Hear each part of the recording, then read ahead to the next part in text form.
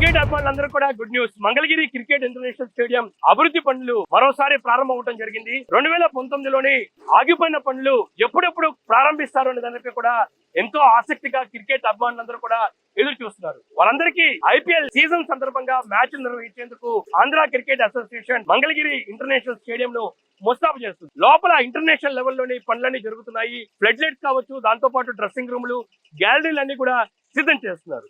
అంతేకాకుండా ఈ స్టేడియం కు కనెక్ట్ చేయడానికి రోడ్ల నిర్మాణం కూడా స్పీడ్ గా కొనసాగుతుంది. మనం చూసుకోవచ్చు, ఈ రోడ్డుకు ఇంటర్నల్ గా కనెక్ట్ అయ్యే రోడ్ల నిర్మాణం కూడా చాలా స్పీడ్ గా కొనసాగిస్తున్నారు. ఈ వీడియోలో నేను మంగళగిరి ఇంటర్నేషనల్ క్రికెట్ స్టేడియం పనులు గతంలో ఎలా ఉన్నాయి, ప్రెసెంట్ ఎలా జరుగుతున్నాయి, దాంతో పాటు ఈ స్టేడియం కి కనెక్ట్ అవుతున్న రోడ్లు ఏమేమి కనెక్ట్ అవుతున్నాయి, వాటి నిర్మాణం ఎలా జరుగుతుంది, పూర్తి డీటెయిల్ ఇన్ఫర్మేషన్ వీడియోలో ఒకసారి చూద్దాం.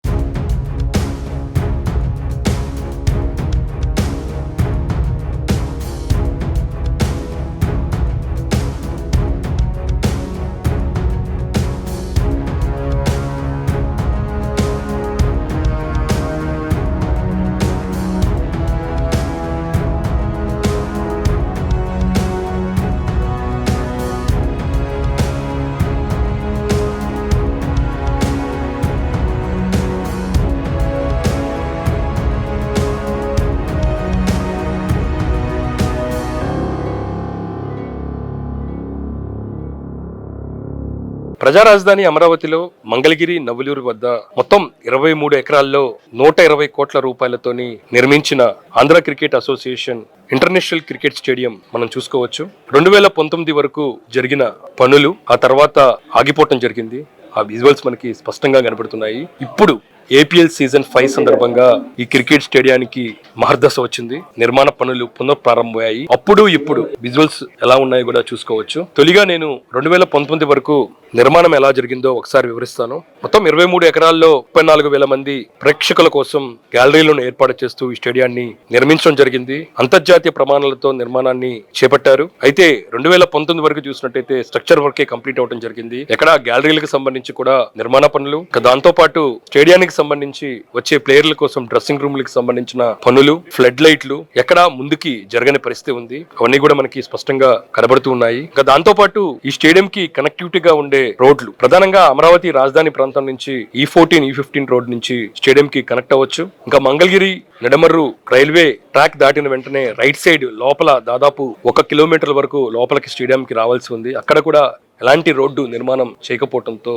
క్రికెట్ అభిమానులందరూ ఎప్పుడెప్పుడా పూర్తవుతుంది స్టేడియం, అంతర్జాతీయ మ్యాచ్లు ఎప్పుడు నిర్వహిస్తారు అనే దానిపై కూడా ఎదురు చూస్తూ ఉన్నారు. అయితే కూటమి ప్రభుత్వం అధికారంలోకి వచ్చిన తర్వాత ఆంధ్ర క్రికెట్ అసోసియేషన్ సంబంధించి కొత్త కార్యవర్గం బాధ్యతలు తీసుకున్న వెంటనే ఆంధ్రప్రదేశ్ లో క్రికెట్ అభివృద్ధి మీద ఫోకస్ పెట్టడం జరిగింది. ఇప్పటికే పలు అంతర్జాతీయ మ్యాచ్లు విశాఖ వేదిక జరుగుతున్న నేపథ్యంలోని త్వరలోనే మంగళగిరి క్రికెట్ స్టేడియానికి అలాంటి మ్యాచ్లు జరుగుతాయనే దానిపై కూడా అభిమానులు ఎదురు చూస్తూ ఉన్నారు. ఈ నేపథ్యంలో ప్రస్తుతం అలాంటి టైమే ఈ స్టేడియానికి రావడం జరిగింది. ఆంధ్ర క్రికెట్ అసోసియేషన్ ఆధ్వర్యంలో నిర్వహిస్తున్న ఏపీఎల్ సీజన్ 5 కు వేదికగా ఈ స్టేడియాన్ని ఏర్పాటు చేస్తున్నారు. అందులో భాగంగానే ప్రెజెంట్ వర్క్స్ ఎలా జరుగుతున్నాయో నేను చూపిస్తాను. గతంలో ఆగిపోయిన అన్ని పనులు కూడా పునఃప్రారంభించడం జరిగింది. పూర్తి స్థాయిలోని ఇంటర్నేషనల్ లెవెల్లోని నిర్మాణాలు జరుగుతున్నాయి. Andhra cricket association president MP Kesineni చిన్ని ఆధ్వర్యంలోని నిర్మాణ పనులను పునఃప్రారంభించారు. ఈ నిర్మాణ పనులు పునఃప్రారంభించడానికి ఐబిఎస్ సంస్థకు పూర్తి బాధ్యతలు అప్పచెప్పడం జరిగింది. గతంలో ఏ విధంగా పనులు జరిగాయి, వాటిని ఏ విధంగా కొనసాగించాలి, ఏమైనా మార్పులు చేర్పులు చేయాలంటూ కూడా పూర్తి స్థాయిలో గ్రౌండ్ వర్క్ చేసుకుని అభివృద్ధి పనులను పునఃప్రారంభించడం జరిగింది. ప్రెసెంట్ స్టేడియానికి సంబంధించి ఎలాంటి వర్క్స్ జరుగుతున్నాయో నేను వివరిస్తాను. స్టేడియం సంబంధించి కీలకమైన గ్యాలరీ, ఈ గ్యాలరీ మొత్తం 34,000 మంది సీటింగ్ కెపాసిటీతో ఉంటుంది. ఈ గ్యాలరీ గతంలో కాంక్రీట్ దిమ్మల వరకే పరిమితమైంది. ప్రజెంట్ వాటిలోని సీటింగ్ ఏర్పాటు చేస్తున్నారు. సీటింగ్ సంబంధించిన పనులు కూడా ప్రారంభించడం జరిగింది. అవన్నీ కూడా కొనసాగుతున్నాయి. ఈ సీటింగ్ కెపాసిటీ చూసినట్టయితే దేశంలోనే 12వ స్థానంలోనే మన స్టేడియం ఉంది. ఆ వర్క్స్ జరుగుతున్నాయి. ఇంకా దాంతో పాటు flood lights, day and night లో కూడా మ్యాచ్లు నిర్వహించేందుకు 50 మీటర్ల హైట్ తోని మొత్తం 4 ఫ్లడ్ లైట్స్ కూడా ఏర్పాటు చేయడం జరిగింది. పూర్తి స్థాయిలోని ఇతర ఇంటర్నేషనల్ స్టేడియంస్ ఏ విధంగా ఉంటాయో అదే తరహాలోనే LED ఫ్లడ్ లైట్స్ ను ఏర్పాటు చేశారు. స్టేడియం మొత్తం కూడా సుందరంగా తీర్చిదిద్దుతున్నారు. పెయింటింగ్ వర్క్స్ జరుగుతున్నాయి. ప్లేయర్లు అభిమానులు లోపలికి ఎంట్రీ మార్గాలన్నీ కూడా సిద్ధం చేస్తున్నారు. ఆ వర్క్స్ మనం చూసుకోవచ్చు. వైజాగ్ ఇంటర్నేషనల్ క్రికెట్ స్టేడియం తో పోలిస్తే ఆడియన్స్ కెపాసిటీ అంతకంటే ఎక్కువ ఉన్న స్టేడియం గా మనం చెప్పుకోవచ్చు. వైజాగ్ ఇంటర్నేషనల్ క్రికెట్ స్టేడియం 27,500 మంది సీటింగ్ తో ఉంటే మంగళగిరి ఇంటర్నేషనల్ క్రికెట్ స్టేడియం 34,000 మంది సీటింగ్ కెపాసిటీతో నిర్మించడం జరిగింది. Seating, flood lights, centralised AC, colours, electrical works, drainage అవన్నీ కూడా యుద్ధ ప్రాతిపదికన కొనసాగిస్తున్నారు. ఎందుకంటే ఏపీఎల్ సీజన్ 5 మొత్తం 3 ప్రాంతాల్లో మ్యాచ్లు నిర్వహిస్తున్నారు. ఇప్పటికే వైజాగ్ కంప్లీట్ చేసుకుని కడపలో మ్యాచ్లు జరుగుతున్నాయి. ఆ తర్వాత 24 నుంచి 30వ తారీఖు వరకు మంగళగిరి ఏసీఏ ఇంటర్నేషనల్ క్రికెట్ స్టేడియంలో సెమీఫైనల్, ఫైనల్ మ్యాచ్లను నిర్వహించేందుకు స్టేడియాన్ని ముస్తాబు చేస్తున్నారు.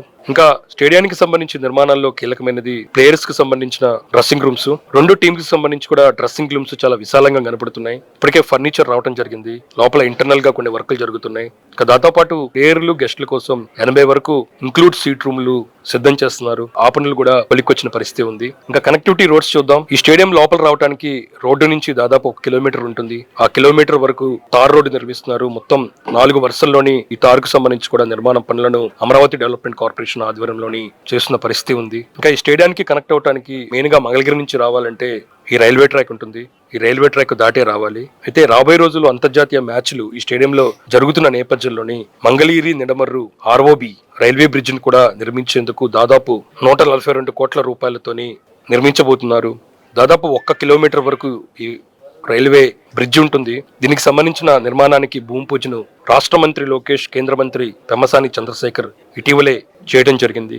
రాబోయే 2 సంవత్సరాల్లో ఈ బ్రిడ్జ్ అందుబాటులోకి వస్తే గనక ట్రాఫిక్ ఇబ్బందులు తప్పుతాయి. ప్రధానంగా అమరావతి, నిడమర్రు, మంగళగిరి, నీరుకొండ, ఎస్ఆర్ఎం యూనివర్సిటీ, అమృత యూనివర్సిటీ లాంటి ప్రదేశాలకు వెళ్లేందుకు ఇది చాలా ఉపయోగపడుతుంది. దాంతో పాటు అమరావతి నుంచి రావాలంటే E14, E15 రోడ్లు ఉంటాయి. ఆ పనులు కూడా ప్రస్తుతం శరవేగంగా కొనసాగుతుంది. ఇది మంగళగిరి ఇంటర్నేషనల్ క్రికెట్ స్టేడియానికి సంబంధించిన పునర్నిర్మాణ పనులు, దాంతో పాటు రోడ్ల కనెక్టివిటీ.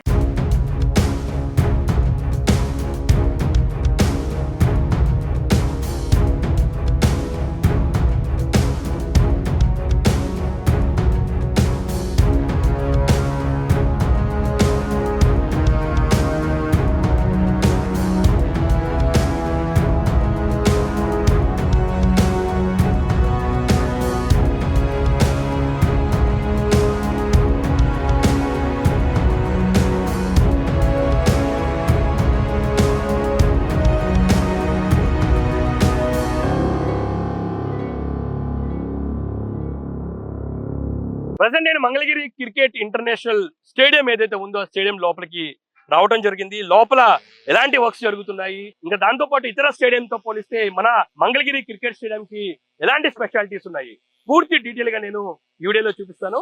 ముందుగా మనం చూసేది నా వెనకాల కనబడేది పిచ్ కి సంబంధించి ప్రస్తుతం క్యూరేటర్ ఆధ్వర్యంలోని మొత్తం సిద్ధం చేస్తున్నారు. ఏపీఎల్ మ్యాచ్ సంబంధించి తలపడే టీంల కోసం ప్రస్తుతం పిచ్ ని సిద్ధం చేస్తున్నారు. ఈ పిచ్ కి సంబంధించి చూసినట్టయితే ఇండియాలోనే ఫస్ట్ ప్లేస్ లోని మన మంగళగిరి స్టేడియం ఉంది. ఇప్పటి వరకు బీహార్ లోని మొత్తం 13 పిచ్లు ఉంటే ఆ తర్వాత అదే ప్లేస్ లోని మంగళగిరి స్టేడియం ఉంది. ఇంకా దాంతో పాటు ప్రేక్షకుల కెపాసిటీ దాంట్లో కూడా చూసినట్టయితే మంగళగిరి స్టేడియం 12th ప్లేస్ లో ఉంది. మొదటి ప్లేస్ లోని అహ్మదాబాద్ ప్రధాని నరేంద్ర మోడీ స్టేడియం ఏదైతే ఉందో ఆ స్టేడియం ఇప్పుడున్న కెపాసిటీ చూసినట్టయితే దాదాపు 1,00,000 వరకు ఉంది. ఆ తర్వాత చాలా వరకు స్టేడియంలు ఉన్నాయి. 12వ ప్లేస్ లోని మన మంగళగిరి స్టేడియం ఉంది. ఇందుకు సంబంధించిన పనులు చాలా స్పీడ్ గా కొనసాగుతున్నాయి. ఇప్పుడు మంగళగిరి స్టేడియానికి సంబంధించి 34,000 మంది ఆడియన్స్ కోసం అంత కెపాసిటీ ప్రస్తుతం స్టేడియాన్ని తీర్చిదిద్దుతున్నారు. ఇందుకోసం గ్యాలరీలో కూడా చూసుకోవచ్చు. ఇప్పటికే అన్ని గ్యాలరీలో కూడా సిట్టింగ్ కెపాసిటీ సంబంధించిన పనులు జరుగుతున్నాయి. ఇంకా దాంతో పాటు ఫ్లడ్ లైట్స్ కూడా ఇప్పటికే సిద్ధం చేశారు. ఇంకా దాంతో పాటు పూర్తి స్థాయిలోని వర్షం వచ్చినా సరే ఎలాంటి ఇబ్బందులు లేకుండా, దాంతో పాటు మ్యాచ్ కి సంబంధించి ఎక్కడా డిస్టర్బెన్స్ లేకుండా అన్ని జాగ్రత్తలు తీసుకున్న పరిస్థితి కనబడుతుంది. ఒకవేళ వర్షం నీరు వచ్చినా వెంటనే కిందకి దిగిపోయే దిశకు కూడా ఒక అధునాతిక టెక్నాలజీతోని ప్రస్తుతం మీ గ్రౌండ్ కి సంబంధించి కూడా అన్ని సిద్ధం చేశారు. 2019 తర్వాత ఒక్క ఇటుకు కూడా ముందుకు జరగకుండా ఎక్కడా డెవలప్మెంట్ యాక్టివిటీస్ జరగని ఆంధ్ర క్రికెట్ అసోసియేషన్ వారి ఇంటర్నేషనల్ క్రికెట్ స్టేడియం లోని ప్రస్తుతం పనులు పునఃప్రారంభమయ్యాయి. ఈ పనులు చేపట్టింది IBS కి సంబంధించిన సంస్థ. ఆ సంస్థ నుంచి జనరల్ మేనేజర్ రమేష్ ఉన్నారు. ఆయన నుంచి ప్రస్తుతం ఎలాంటి డెవలప్మెంట్ ఈ స్టేడియం కి జరుగుతుంది అనేది కూడా తెలుసుకునే ప్రయత్నం చేద్దాము. ఖచ్చితంగా ఆల్రెడీ కొంతవరకు కంప్లీట్ అయిన దాన్ని ఎగ్జిస్టింగ్ దాన్ని వర్క్ రీస్టార్ట్ చేయడం అనేది ఛాలెంజింగ్ విషయం. ఎలాంటి వర్క్స్ ప్రజెంట్ టేకప్ చేయడం జరిగింది? ప్రస్తుతం ఈ స్టేడియంలోని ప్రజెంట్ ఏ విధమైన వర్క్స్ జరుగుతున్నాయి? నిజంగా మీరు అన్నట్లు ఛాలెంజింగ్ జాబ్ ఇది. లాంగ్ టైం ఇలా పడి ఉన్న దాన్ని మళ్ళీ రీవ్యాంప్ చేయడానికి చాలా అన్ని రకాలుగాను సర్వే చేసుకొని పర్ఫెక్ట్ ప్లానింగ్ తోటి ముందుకెళ్తే మనం చేయలేదంటూ ఏది ఉండదు. This is not a first job to us. This is before this we done a Vizag stadium also. So దాని తర్వాత మంగళగిరి క్రికెట్ స్టేడియం మాకు ఇవ్వటం నిజంగా we feel like a proudly. ఇంకొకటి సార్, ఇది మనం ఆల్రెడీ వైజాగ్ చూసాం, అమరావతి మంగళగిరిలో ఈ స్టేడియం చూస్తాం. అంటే డిఫరెన్స్ అక్కడికి ఇక్కడికి ఏది అంటే ఏం చెప్తారు మీ view point? Actually this is bigger than Vizag. Okay. So international standards ప్రకారం ఇక్కడ కన్స్ట్రక్షన్ చేయడం జరిగింది ఇనిషియల్ లోనే. సో పునాది అంత స్ట్రాంగ్ గానే ఉంది. మనకి ఏమవుతుందంటే ఇంటర్నల్ ఫినిషింగ్స్ ఇవన్నీ పెండింగ్ ఉండిపోయింది. సో అవన్నీ టేకప్ చేయడం, ఇదంతా ఫాస్ట్ ట్రాక్ లో ప్రాజెక్ట్ ని తీసుకురావడం అనేది డే బై డే యాక్టివిటీ. అయితే ఈ ప్రాజెక్ట్ ఆల్రెడీ కొంతవరకు ఇన్కంప్లీట్ గా ఆగిపోయిన పరిస్థితి ఉంది. అంటే మీరు స్టార్ట్ చేసే క్రమంలోని ఎలాంటి ఇన్కంప్లీట్ గా ఉన్నాయి అనేది మీరు గుర్తించారు, ఎలా వర్క్ చేద్దాం అనే దానిపై కూడా మీ హోంవర్క్ ఎలా ఉంది, ప్రధానంగా ఏసీఏకి సంబంధించి మీ సపోర్ట్ ఎలా ఉంది? ఇట్స్ గ్రేట్ సపోర్ట్ అండి నిజంగా. ఏసీఏ మేనేజ్మెంట్ కానీ ఏసీఏ టీమ్, ఇప్పుడున్న టీం అయితే చాలా సపోర్టివ్ అండి. సో మనం ఏది ప్రపోజ్ చేసినా కానీ మీన్స్ అంటే ఎలా టేకప్ చేసామంటే ముందు ఇనిషియల్ గా సర్వే చేస్తాం. సర్వే ప్రకారం ఒక రిపోర్ట్ రెడీ చేస్తాం, దాన్ని ఏసీఏకి సబ్మిట్ చేస్తాం. బేస్డ్ ఆన్ దేర్ ఇన్పుట్స్ ఒక ప్లాన్ ఆఫ్ యాక్షన్ అనేది, ఒక ఆర్కిటెక్చరల్ ప్లానింగ్ అనేది మనం రెడీ చేసిన తర్వాత వాళ్ళ అప్రూవల్ తీసుకున్న తర్వాతనే మనం ముందుకు ప్రొసీడ్ అవుతాం సార్. ఇంకోటి గ్యాలరీస్ అనేది చాలా ఇంపార్టెంట్. సిట్టింగ్ గ్యాలరీస్ అనేది వ్యూ పాయింట్, ఎక్కడ కూర్చున్నా సరే ఆడియన్స్ కి, ఏదైతే అభిమానులు ఎవరైతున్నారో ఆడియన్స్ అందరికి ఖచ్చితంగా మిడిల్ ఆఫ్ ద పిచ్ కనిపించాలి. దాని ప్రకారం ఎలా ఉంది, దానికి సంబంధించిన ప్రెసెంట్ గ్యాలరీకి సంబంధించి కూడా ఎలాంటి వర్క్స్ జరుగుతున్నాయి? గ్యాలరీ రిలేటెడ్ సీటింగ్ అరేంజ్మెంట్ అంతా అంటే ఫస్ట్ లెవెల్ మాత్రమే ప్రజెంట్ చేస్తున్నామండి. ఫస్ట్ లెవెల్, సెకండ్ లెవెల్ కి ప్రజెంట్ ఇంకా వర్క్స్ టేకప్ చేయలేదు. 1 by 1 తీసుకెళ్ళిన తర్వాత పై లెవెల్ కూడా తీసుకెళ్దామని ఆలోచన. చాలా ఇంపార్టెంట్ ఫ్లడ్ లైట్స్ సంబంధించి డే అండ్ నైట్ మ్యాచ్లకు కూడా ప్రస్తుతం మన స్టేడియం రెడీ అయిన పరిస్థితి ఉంది. ఈ ఫ్లడ్ లైట్స్ సంబంధించి ఎలాంటి క్వాలిటీ పరంగా కావచ్చు, మొత్తం ఏదైతే ఇంటర్నేషనల్ క్రికెట్ స్టేడియంలో ఎలాంటివి వాడతామో అలాంటి ఎల్ఈడి టైప్స్ ఎక్కువగా యూజ్ చేసినట్టు తెలుస్తుంది. ఒకసారి దాని గురించి ఎక్స్ప్లెయిన్ చేయండి. 50 meters height of the LED system అండి. ఇంటర్నేషనల్ స్టాండర్డ్స్ రిలేటెడ్ ఎంతైతే మనం మెయింటైన్ చేయాలో everything will take care of that. Internationally మనకి మ్యాచెస్ కండక్ట్ చేసుకునే విధంగా 2000 లక్స్ లెవెల్స్ మనకి గెట్ ఇన్ చేసే విధంగానే ఈ లైట్స్ డిజైన్ చేయడం జరిగింది. డే నైట్ మ్యాచెస్ కూడా మనకి ఇక్కడ నుంచి ఆపరేట్ చేసుకోవడానికి అనుకూలంగా మనకి ఉంటది. అండ్ రెండవది మ్యాచ్ హైట్ వచ్చేసరికి 50 meters అండి. సో ఎల్ఈడి సిస్టమ్ అనేది వాట్ ఎవర్ మీరు గుజరాత్ ఇంటర్నేషనల్ స్టేడియం ఏదైతే ఉందో, మోడీ స్టేడియం, లైక్ వైజ్ ఇక్కడ కూడా మనం అదే స్టాండర్డ్స్ లైట్స్ ని 2 kVA వరకు మనం తీసుకున్నాం. పోల్ కంటైన్స్ 30 లైట్స్ అట్లా మనకి వస్తుందండి. ఓవరాల్ గా ఈ స్టేడియం కి సంబంధించి మీరు ఎలాంటి డెవలప్మెంట్ వర్క్స్ చేస్తున్నారంటే ఎలా చెప్తారు? మొత్తం ఎలాంటి వర్క్స్ ఇక్కడ జరుగుతున్నాయి? లైక్ ఇప్పుడు internal interiors related works fast track లో రన్ అవుతున్నాయండి, మీరు చూడొచ్చు. ఎక్స్టర్నల్ రిలేటెడ్ డెవలప్మెంట్స్ కూడా జరుగుతున్నాయి. అవుట్ సైడ్ మనకి గ్యాలరీ కానీ, పార్కింగ్ ఏరియా కానీ, and landscape areas, and external electrification works, periphery ఉన్నటువంటి రోడ్స్, ఇవన్నీ ఫాస్ట్ ట్రాక్ లోనే జరుగుతున్నాయండి. మనం అనుకున్న టైంకి మనం రీచ్ అవుతాం. ఇంకా నెక్స్ట్ స్కోర్ బోర్డ్స్, డిజిటల్ లాంటివి కూడా దీంట్లో కూడా వచ్చేస్తున్నాయి. నెక్స్ట్ పిచ్ కి సంబంధించి ఎటువంటి చేంజెస్ లేదు, గతంలో చేంజెస్ అండి. ఇంతకు ముందు మనం ఏదైతే ప్రీవియస్ పిచ్ ఉందో దాన్ని మనం ఏం డిస్టర్బ్ చేయలేదు. యాజ్ ఇట్ ఈస్ గా ఉన్నదాన్ని మనం రెడీ చేస్తున్నాం. ఒకసారి వర్షం, కొంచెం రైనీ సీజన్ కూడా స్టార్ట్ అయిన పరిస్థితి ఉంది. వర్షాలు పడితే ఎలా ఉంటుంది అంటారు? నో ప్రాబ్లం అండి. Everything drainage system related everything will address అండి. పిచ్ డిస్టర్బ్ అవ్వకుండానే మనం అటువంటి ప్లాన్స్ అనేవి చేసుకుంటాం. నా వెనకాల కనపడేదే సౌత్ ఎంట్రన్స్. ఇందులోనే ప్రధానంగా ప్లేయర్స్ కావచ్చు, గెస్టులకు సంబంధించి కూడా రూమ్స్ ఇందులో ఏర్పాటు చేయడం జరిగింది. ఇటుపక్క కనిపించేది సౌత్ ఈస్ట్, నా వెనకాల లెఫ్ట్ హ్యాండ్ సైడ్ కనిపించేది సౌత్ వెస్ట్. అయితే ఇందులోని ఎలాంటి రూమ్స్ ఏర్పాటు చేస్తారనేది కూడా మనం తెలుసుకునే ప్రయత్నం చేద్దాము. ఒకసారి ఇక్కడ ఎలా ఉంటుంది, ఎలాంటి వర్క్స్ జరుగుతున్నాయి, ఎలాంటి రూమ్స్ కి సంబంధించి ఒకసారి ఎక్స్ప్లెయిన్ చేయండి. మనం సౌత్ బ్లాక్ వైపు ఉన్నాము. సౌత్ బ్లాక్ లో గ్రౌండ్ లెవెల్ వచ్చేసరికి జిమ్ ఏరియా ఉంటుందండి. అండ్ బోత్ ప్లేయర్స్, అంటే both team players related they can use the both gyms. And ground level first level వచ్చేసరికి umpire rooms and third umpire rooms, score rooms, physician rooms ఇలా ఉంటాయి. And third లెవెల్కి వెళ్ళేసరికి VIP launch అలా ఉంటుంది. Third లెవెల్లోనే మనకి rooms, player rooms, అంటే వాళ్ళు స్టే చేయడానికైనా కానీ మనకి ఇక్కడ అవకాశం లాగా ఆ ఫెసిలిటీస్ అన్ని అరేంజ్ చేసేస్తాం. Fourth level also every room have a own cots, beds and internal TV, everything will be arranged. Interior related అంతా అడ్రస్ చేస్తాం. సో ప్లేయర్స్ అనేవాళ్ళు మనకి ఇంటికి ముందు ఏంటంటే మనం బయట ఉండేవాళ్ళు, బయట వెన్యూ తీసుకునేవాళ్ళు. ఇప్పుడు అలా ఆ కండిషన్ లేకుండా సో చాలా అధునాతనమైనటువంటి ఫర్నిచర్తోనే ఏసీఏ వాళ్ళు ఇక్కడ డెవలప్ చేయడం జరుగుతుంది. సార్ 2 టీమ్స్ కి సెపరేట్ గా ఉంటాయా ఇక్కడ? Separate sections. నెక్స్ట్ మనం లోపలికి వెళ్దాము. లోపలికి వెళ్ళిన తర్వాత రూమ్స్ ఎలా ఉన్నాయి, ఎలాంటి ఫెసిలిటీస్ ఉన్నాయి, ఎలాంటి ఫర్నిచర్ అరేంజ్మెంట్స్ చేశారు అనేది కూడా చూసే ప్రయత్నం చేద్దాం. ప్రజెంట్ డ్రెస్సింగ్ రూమ్ లోపలికి వెళ్తున్నాను. ఏదైతే ప్లేయర్ గేమ్ నుంచి వచ్చిన వెంటనే లోపలికి వెళ్ళేందుకు ఇక్కడ నుంచి మ్యాచ్ని చూసేందుకు మొత్తం గ్లాస్ తోని దీనికి సంబంధించిన డ్రెస్సింగ్ రూమ్ ఏర్పాటు చేశారు. దానికి సంబంధించి కూడా వర్క్స్ ఫైనల్ స్టేజ్కి రావడం జరిగింది. ప్రస్తుతం ఏదైతే ఫర్నిచర్ వర్క్స్ జరుగుతున్నాయి, ఒక 2-3 రోజుల్లోని ఖచ్చితంగా ఇవన్నీ కూడా సెటప్ చేసే అవకాశాలు కనపడుతున్నాయి. ఈ ప్లేస్ మొత్తం కూడా ఒక ప్లేయర్ వ్యూ పాయింట్ ఒకసారి నేను చూపించే ప్రయత్నం చేస్తాను. ఇక్కడ కూర్చొని మొత్తం స్టేడియంలోని ఏం జరుగుతుంది, ఎలా మ్యాచ్ జరుగుతుంది అనేది కూడా వ్యూ చేసే దిశగా కూడా దీన్ని ఏర్పాటు చేయడం జరిగింది. పూర్తి స్థాయిలోని ప్లేయింగ్ గ్లాసెస్ ని ఇక్కడ ఏర్పాటు చేయడం జరిగింది. ఇక్కడ పూర్తి స్థాయిలోని ఫర్నిచర్ కూడా మొత్తం వస్తుంది. ఒకసారి దీని గురించి ఒకసారి తెలుసుకునే ప్రయత్నం చేద్దాం. రమేష్ గారు ఉన్నారు సార్, మొత్తం ఎలాంటి వస్తాయి ఇక్కడ ఒకసారి? డ్రెస్సింగ్ రూమ్ అండి. ప్లేయర్ ప్లేయింగ్ అయిన తర్వాత తను పైకి వచ్చేటప్పుడు ఇక్కడ తీసుకోవడానికి ఉంటుంది. అండ్ మ్యాచ్ టైంలో ప్లేయర్స్ అందరూ ఇక్కడ ఎవరైతే బ్యాటింగ్ ఆడే సో వాళ్ళందరూ ఇక్కడ రెస్ట్ అవ్వడానికి ఉంటుంది. ఇక్కడ నుంచి వ్యూ పాయింట్.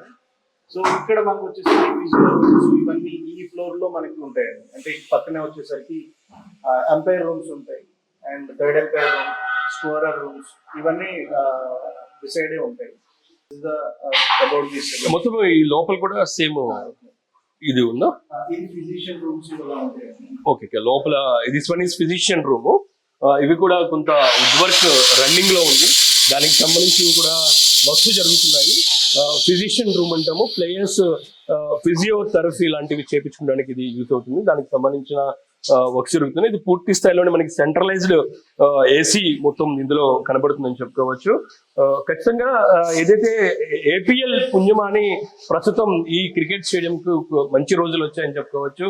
రాబోయే రోజుల్లో మరిన్ని మ్యాచ్లు కూడా ఆడే దిశలో కూడా దీన్ని ఏర్పాటు చేస్తారు. ఇది వాళ్ళకి సంబంధించిన కబోర్డ్స్ టైప్. ఈ మొత్తం cupboards things own cupboard. Each player కి ఒక్కొక్క కబోర్డ్ ఇస్తారు.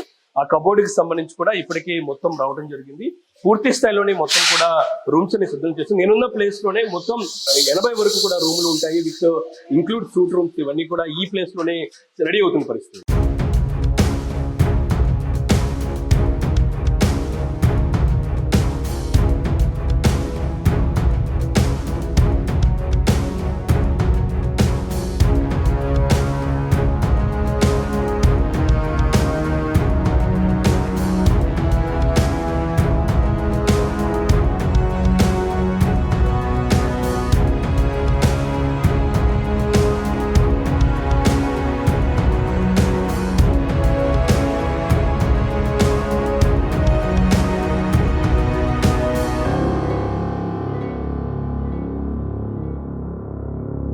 ప్రజెంట్ నేను ఏదైతే సౌత్ బ్లాక్ లో పైకి వచ్చానో ఈ పైనే ఏదైతే ప్లేయర్స్ కావచ్చు, ఎంపైర్స్ కి, గెస్టులకు సంబంధించిన రూమ్స్ కూడా రెడీ అవుతున్నాయి.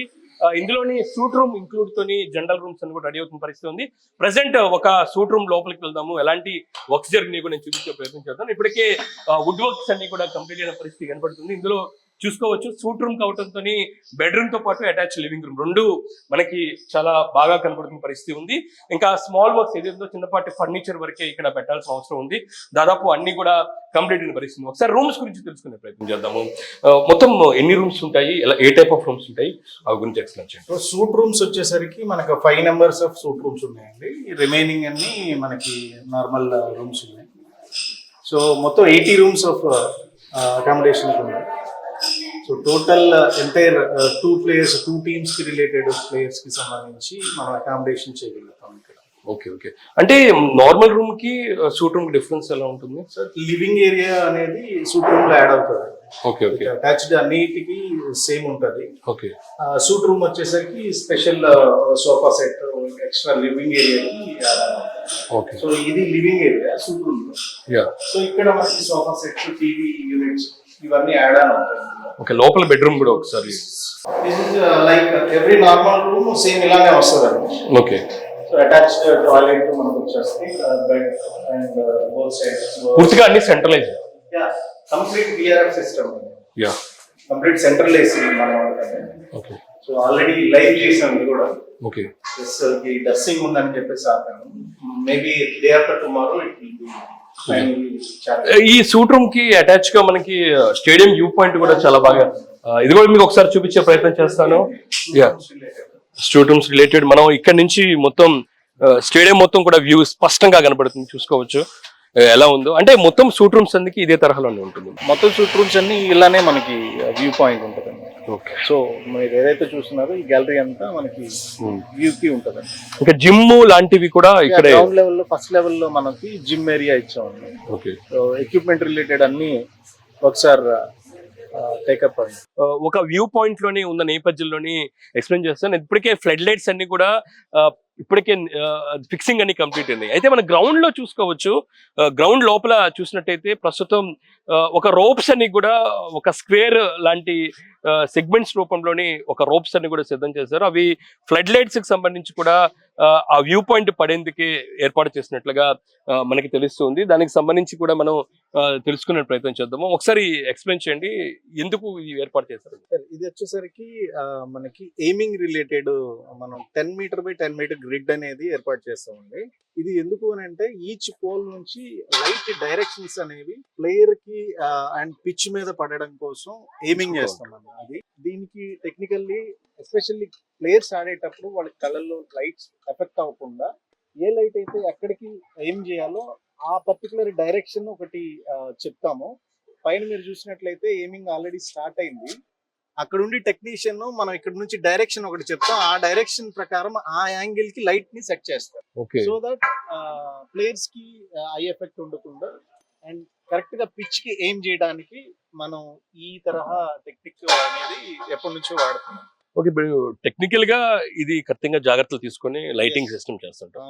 Okay okay. ఇది కూడా సెటప్ దాదాపు కంప్లీట్ అయిందా? ఎప్పటికీ కంప్లీట్ అయిపోయిందండి. ఇది కూడా ఆల్రెడీ లైట్ ఫిక్చర్స్ అనేవి ఇప్పుడు పోల్ 1 స్టార్ట్ అయింది. So by end of the day pole 2 అయిపోతుంది. రేపు పోల్ 3 అండ్ పోల్ 4 టార్గెట్ చేశాం. ఇది ప్రధానంగా మనం ఇప్పటి వరకు చూసిన ఏదైతే Andhra cricket association international cricket stadium మంగళగిరిలో ఉన్న ఈ స్టేడియం ఇప్పుడు చాలా అద్భుతంగా తీర్చిదిద్దుతున్నారు.